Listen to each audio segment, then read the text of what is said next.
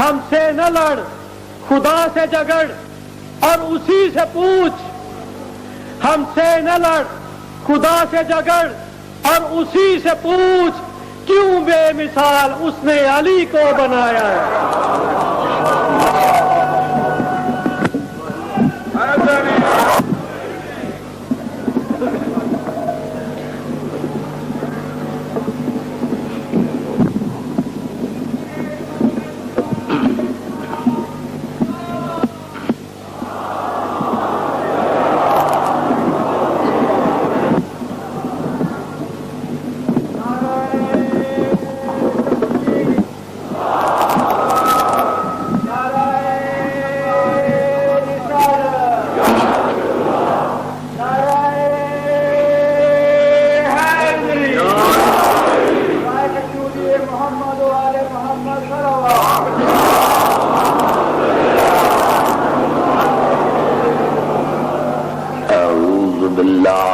الشیطان اللعین الرجیم.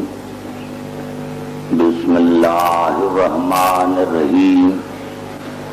الحمد للہ رب العالمین والصلاة والسلام علی اشرف الخلائق اجمعین وعلی آلہ طیبین طاہرین معصومین المظلومین الذین اذهب اللہ عنہم الرجس وطہرہم تطہیرا.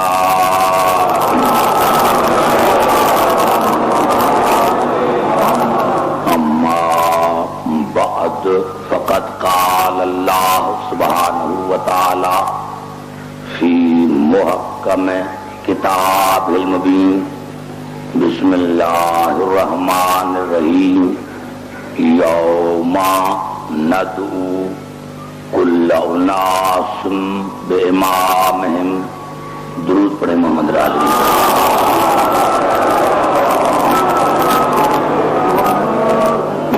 حضرات سامعین،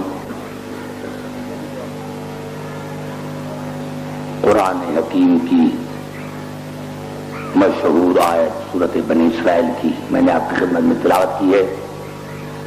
آج اور کل اس آیت پر میں آپ کو ضامن دوں گا. آپ کو میرے مزاج کا پتہ ہے کہ میری تقاریر تمام مسلمان بھائیوں کے لیے ہوتی ہے. کوشش کروں گا. لاہور کا شہر میرا اپنا شہر ہے، سارے پڑھے لکھے حضرات موجود ہیں. ارشاد خداوندی ہے یوم، اسی دن یعنی قیامت کے دن، ندعو ہم بلائیں گے، قیامت کے دن ہم بلائیں گے، کل اناس ہر فرقے کو، ہر آدمی کو نہیں. یہ ترجمہ غلط ہے. جا کر پھر دیکھنا جتنے بھی مترجم ہیں یعنی ترجمے کرنے والے یا مترجم، وہ جن کا ترجمہ کیا گیا ہے ایک مرتبہ جا کر دیکھنا. یوم ندعو، اسی دن یعنی قیامت کے دن ہم بلائیں گے، کل اناس بامامہم، ہر فرقے کو ان کے امام کے ساتھ. اگر انسان ہوتا تو ہوتا امام ہی.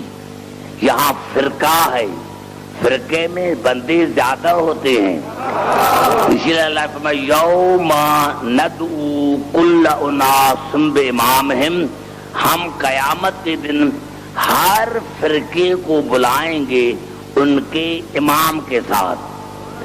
پتہ چلا کہ قیامت کا تعلق امامت سے ہے. اور اللہ کہہ رہا ہے کہ ہم بلائیں گے قیامت کے دن، ہم بلائیں گے ہر فرقے کو ان کے امام کے ساتھ. ویسے تو لفظ امام جب ہمارے ذہن میں آتا ہے تو ایک سادہ لفظ ہے، لیکن یہ امام اتنا وسیع لفظ ہے، اس کے لیے ایک مستقل موضوع کی ضرورت ہے. اب آئیے ایک جملہ پھر ایک آیت پڑھ کر اب آج کی گفتگو کو ختم شروع کرنا چاہتا ہوں. یہ الفاظ سورت بنی اسرائیل کی جس کو میں نے عنوان میں رکھا ہے، اور یہ آیت ہے سورت ہود کی.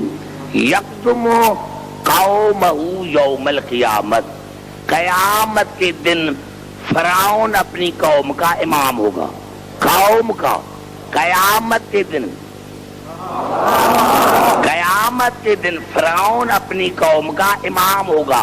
فَأَوْرَدَهُمُ النَّارَ اور وہ اس کو لے کے جائے گا جہنم میں، لے کے جائے گا. توجہ چاہ رہا ہوں. قیامت کے دن فرعون اپنی قوم کا امام ہوگا اور اس کو لے کے جائے گا جہنم میں.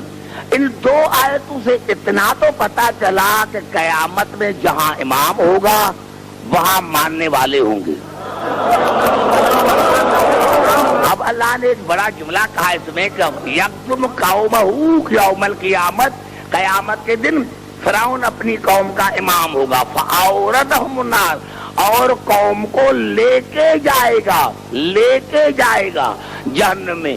پتا چلا جو جہنم کا امام ہوگا وہ بھی اپنی قوم کو جہنم میں لے کے جائے گا، اور جو جنت کا امام ہوگا وہ بھی اپنے ماننے والوں کو لے کے جائے گا.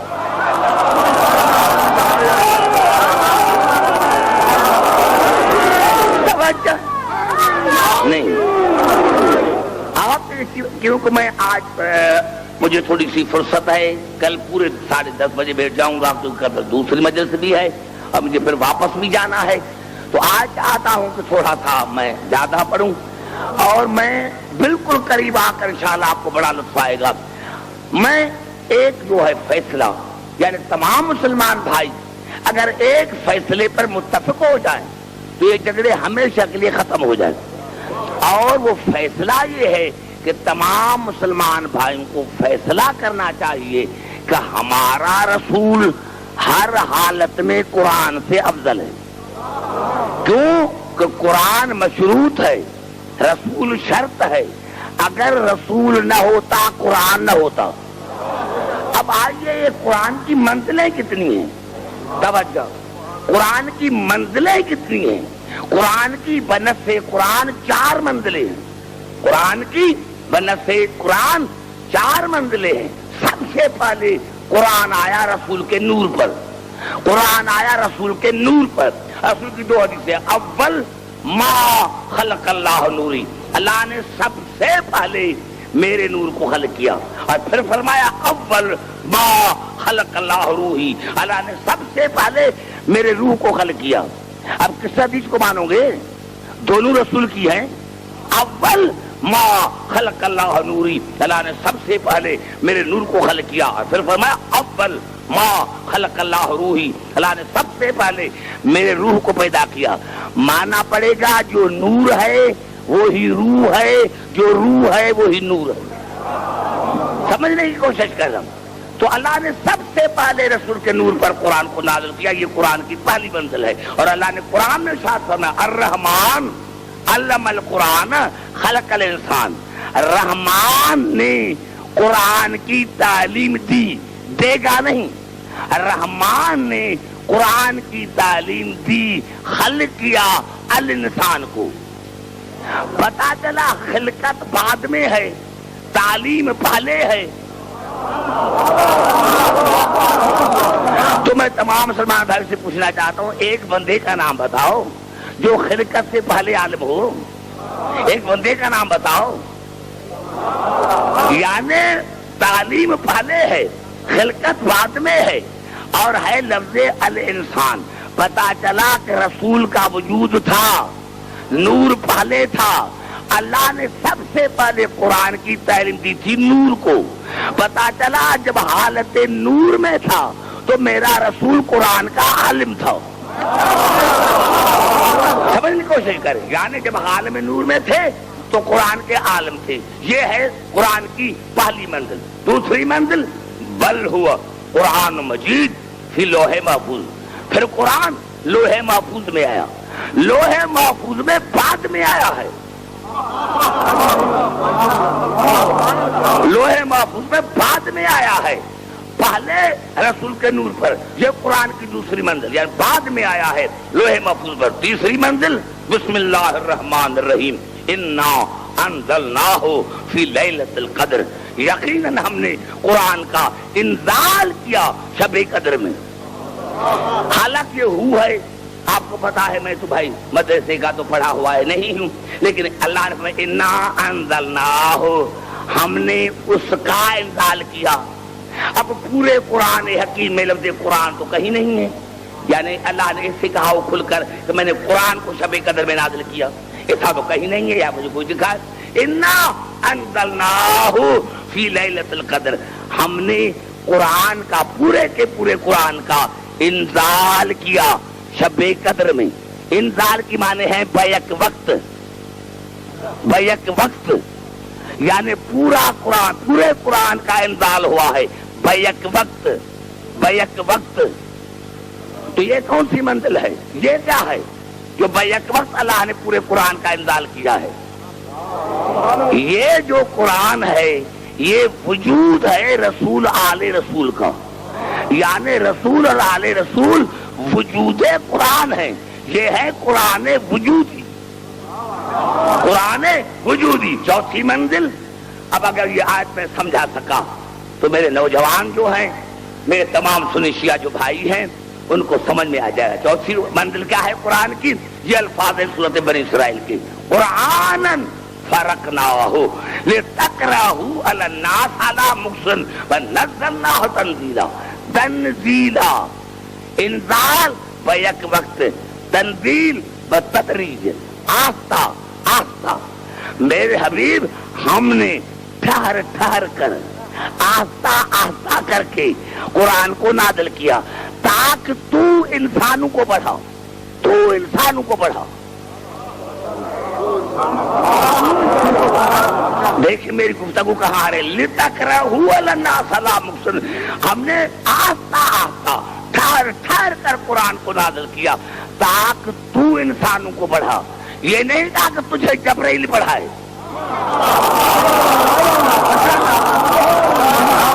گھبرا گئے ہیں شاید، تو انسانوں کو بڑھا تو، کیونکہ میرا رسول عالم نور میں عالم تھا، عالم نور میں عالم تھے میرے رسول، عالم